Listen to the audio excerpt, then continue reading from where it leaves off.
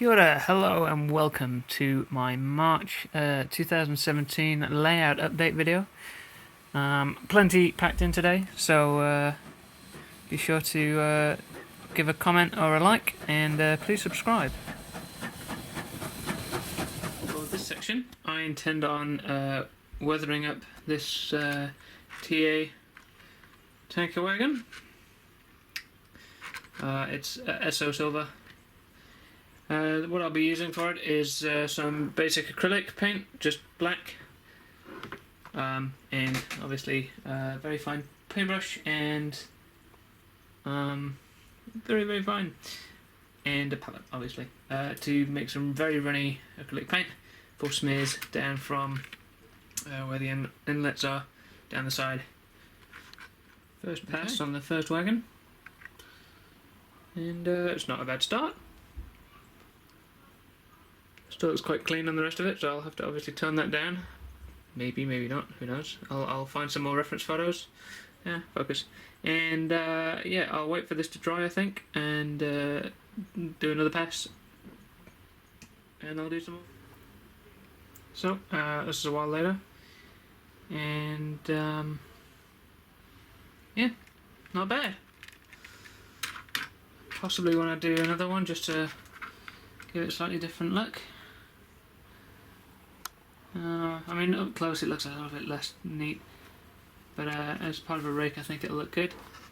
I did have a look at adding it to the BP black one, and just adding some of the weathering across there. It doesn't really show it at all. It does help like dirty up that the number at the bottom there, but otherwise it's not really worthwhile. And I have a Fino one here. This was split from, I think, one of the other tanker set that Graham Farish produced a while ago. And again, this one looks quite nice, not too dirty. Being close up it looks a bit worse than it does as part of a rake, I think. Might add another one just as more of a wash, all over wash down, and then see if that helps smooth it in a bit. At the same time as I was doing that, I also added a bit more weathering to a couple of my HAA wagons. They look utterly filthy, so that looks pretty good too. So again, you'll see them as part of a rake with the next running session. In addition to having sorted out or started on the TA wagons, I've also got a platform, or two in fact. They've now been solidified with the wall underneath. The same with this one here. As you can see, the nice lip. So they finally got to the point where they're solid and can go on the layout to a degree.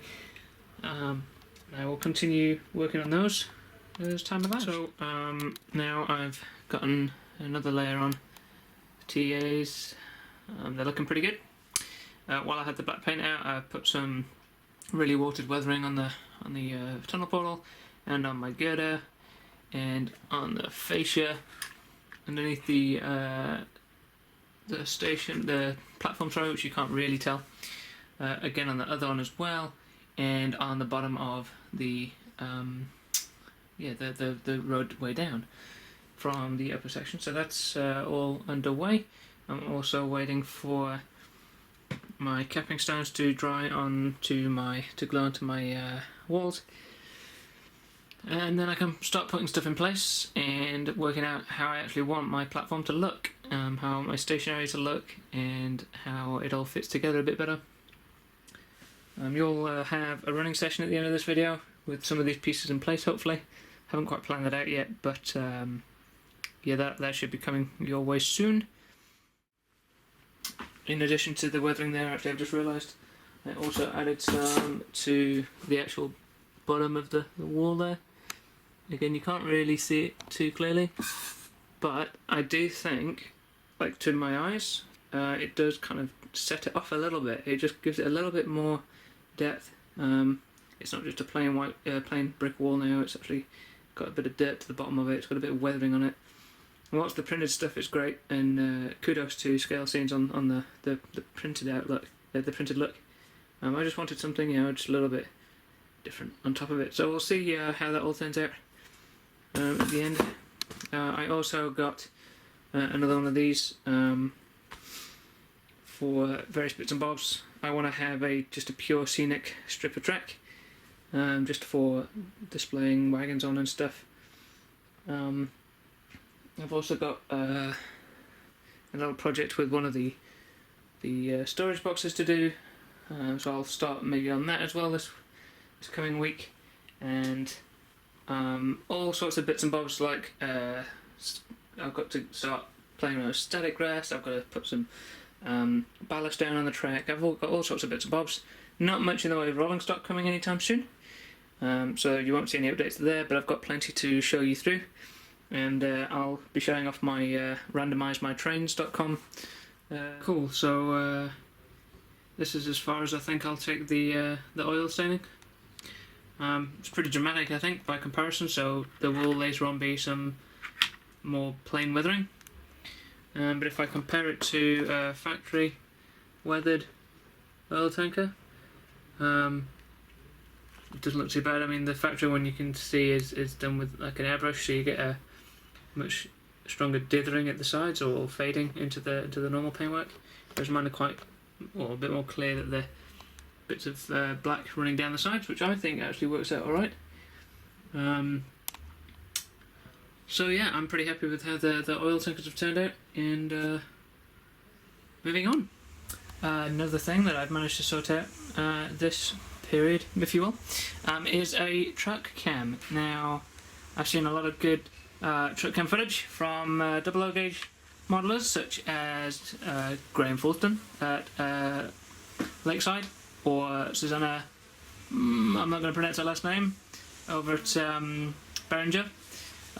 You've also got a bunch of other guys who've done tons of track stuff, but they're mostly double-O gauge, because it's a little bit easier to fit little cameras in the slightly larger gauge. For N, there are a few people who've endeavoured to trawl the length and breadth of the internet looking for tiny cameras, and the most recent consensus that I saw was the SQ9, I think. It's a little cube camera that produces quite good footage, and so I had a look at this in terms of dimensions. I also had a look at the official gauge guidelines for N, and the SQ9 would probably just about fit in, but was quite tight.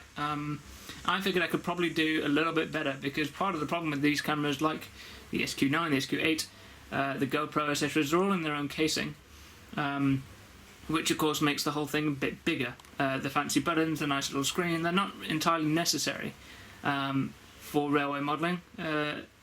Even buttons aren't really all that required if you're just going to record some stuff. So I found this on eBay. It's very small. It's literally just the chipboard with a tiny bit of camera in the front and a little battery underneath that you can stick a micro SD card into, or a TF card, I think they're called. Yeah, you press a button on top to turn it on. You press that same button again to start recording. Judging by how long you hold it or whatever. And then you press the same button to turn it off, or stop it and turn it off. I mean, it's real simple, nice and easy. Just this button on the top here, and that's basically all I needed. So I was really happy with this, because as you can see, this is really quite narrow. It fits comfortably onto the chassis of a Lima mineral wagon that I've taken the top off, and it's very flat, comparatively speaking, and it's great. So that's about cab height. If I was to get a loco out and compare, let's do that. Let's get a loco out and compare. Okay, so I've got my Graham Farish 08, and as you can see, the height of the camera is about right. I mean, it's a little bit short perhaps, but it's the lower end of the windows, which is great, really, because if you see real footage taken from cabs, they're usually just rested at the bottom of the window, so that's perfect. And I don't know if this is going to work, but you've got the width there, so it's about as wide as the old Gronk, which is good. And you can just use standard wagons for it. The wagon in question actually came about with a bit of luck. I happened to find this at the back of one of my boxes, and it's just an old Lima mineral wagon, as you can see. I had intended on using this as part of a scrap train rake from the 1970s, when all these mineral wagons weren't used for coal anymore, and were used for scrap metal. So that is still on the cards, but this one has been sacrificed to the camera gods and is going to be used as my handy truck cam. I had also considered using something longer. One thing I had thought about and have considered in depth, in fact, is how to avoid the camera going off the edge on a curve. If you've seen any of these dashcam footage films before, and you'll notice that when it goes around a tight curve, my curves are radius 1 and 2. So when you go around them, the camera tends to miss the track. So you have the track underneath the camera, and then as you go around the curve, the camera starts veering off the side, and the track just disappears, and you end up with nice footage of the scenery around, perhaps, but you kind of instinctively want to look around the corner where you're going, which led me to do some maths. Well, maybe not maths, but a little bit of engineering. So if we start with this diagram, what this signifies here is you've got the track underneath and a very sharp curve. Now this is just a diagram, like an example. At each end you've got a bogie with the wheels on, and across that you've got the main body.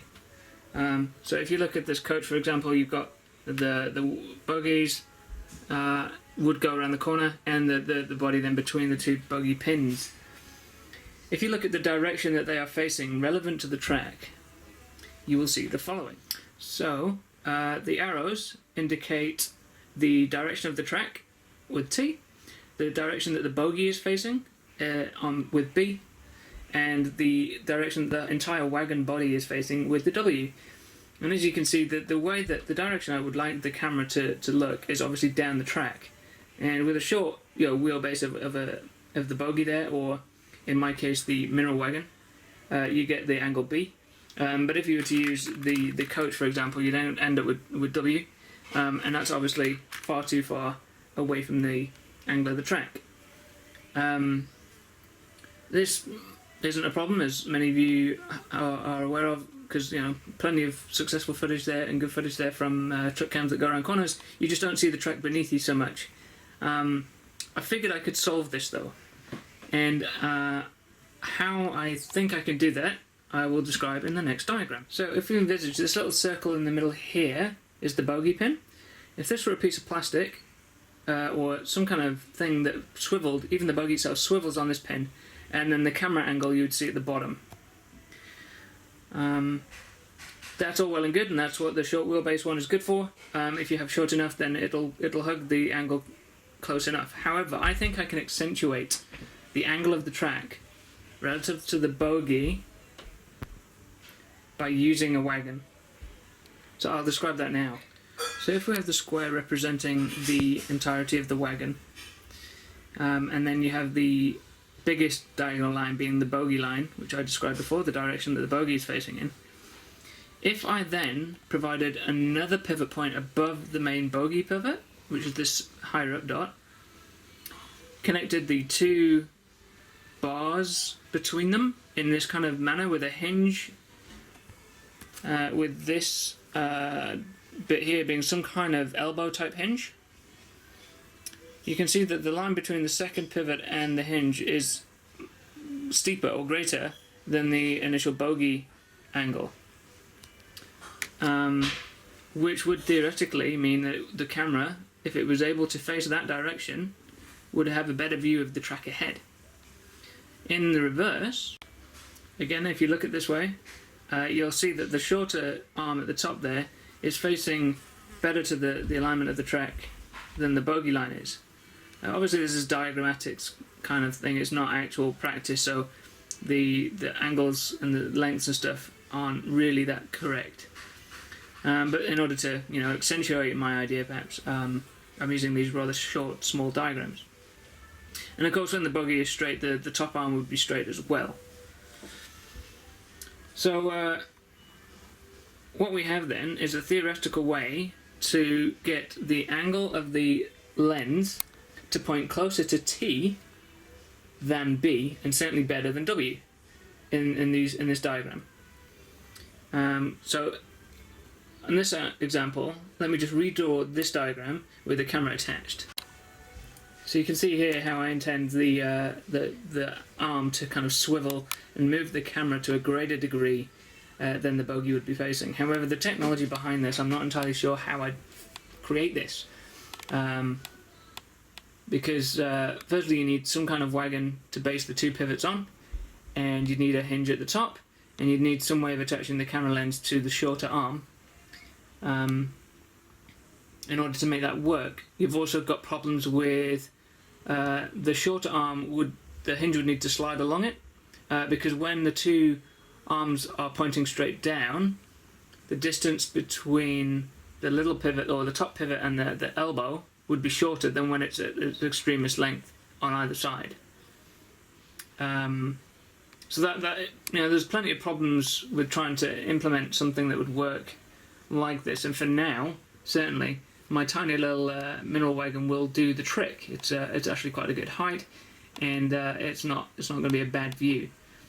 But just as an idea, if anyone else watching this has any idea on how they might create something to do this, I'd be very interested. If anyone's actually implemented anything like this before, again, let me know. I'd be really, really intrigued to see how they solve the actual implementation problem, if you will, of this idea. So theoretically, I've got it down. In practice, definitely not. You could use wires, you could use plastic, you could use wood. I mean, there's plenty of materials that are stiff enough and would enable you to create pivots. But it's just working out how to get it to align, connect to the bogey in some way, and then actually have the camera on top that would pivot and let the bogey arm, this one here, go underneath the camera so it didn't obstruct it, and all sorts of things like that. I mean, there's plenty of practical problems with this. So that's something I might try and work out one of these days. But no, for now, this is great. I've taken some footage with it previously before I removed the body of the mineral wagon, and that was pretty good. It gives a really interesting view on a layout. So I'm looking forward to seeing how good it looks now with this setup. And I'll make sure to put that in with the running video too. Obviously this camera isn't permanently attached to the wagon, so it could be used like Berenger uses her Instagram camera, and just use it on some of the scenic bits to get really interesting views there. But yeah, I'm pretty happy with this purchase. It's tiny and it works quite well.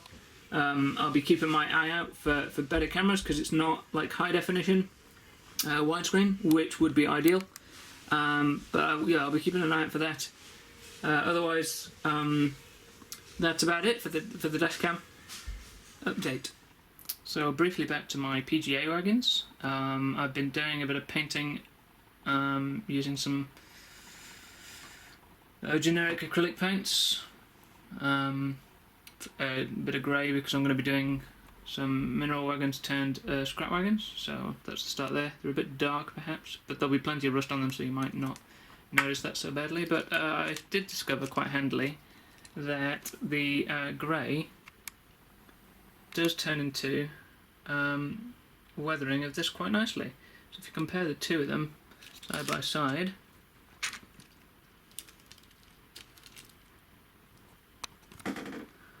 just looking at the running gear there, the bogies, etc. Sorry, not the bogies, the wheel hubs, springs and bar. You can see there's a definite improvement. Well, I certainly feel there's a definite improvement. It brings them out a bit more, makes them look a bit more 3D and a bit more realistic in terms of they're used. So yeah, that's another little thing that I've done this time.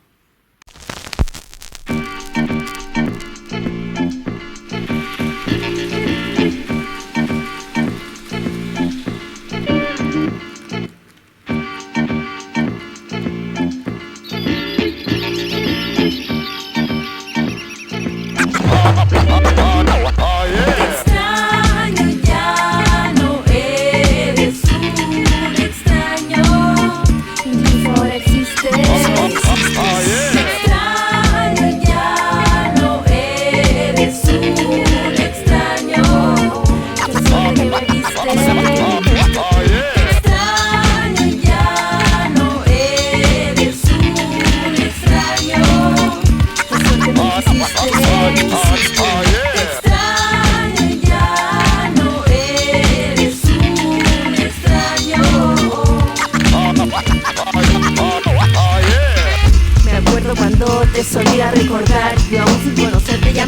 extrañar. Tus ojos son mis ojos, no te vayas a enfermar, que tu dolor es mío como la sal al mar. Te extraño y al daño no lo quiero extrañar. Yo siempre me imaginaba el amor y siempre sentí solo el dolor de no poder comunicarme. Me dolía cuando me hablaban y era solo hablarse. Relaciones de monólogos eternos, siempre soñé y ahora solo duermo.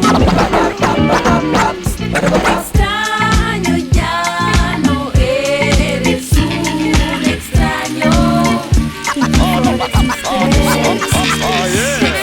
Extraño, ya no eres un extraño. Que siempre me diste. Extraño, ya no eres un extraño. Que siempre me quisiste.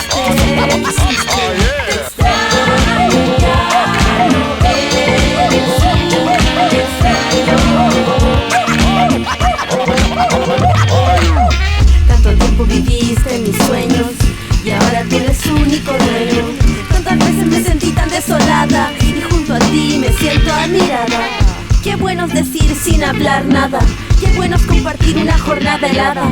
Te extraño y ahora sé quién eres, qué suerte ser a quien tú quieres. Me siento afortunada entre todas las mujeres. Te quiero y quiero que te quieran. Sé que quieres tardes armoniosas, canciones pegajosas, disfrutar muchas, muchas cosas.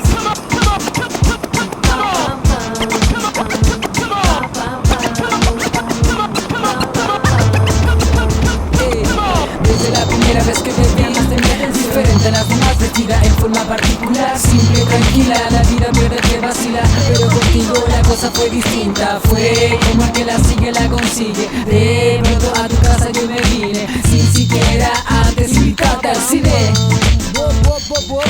Conversamos tanto, de tarde hasta temprano. Nos fuimos conociendo. Es tú que me andabas buscando, buscando.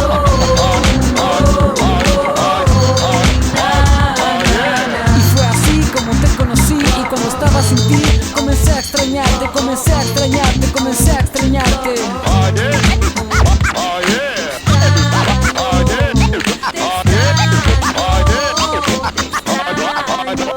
Extraño.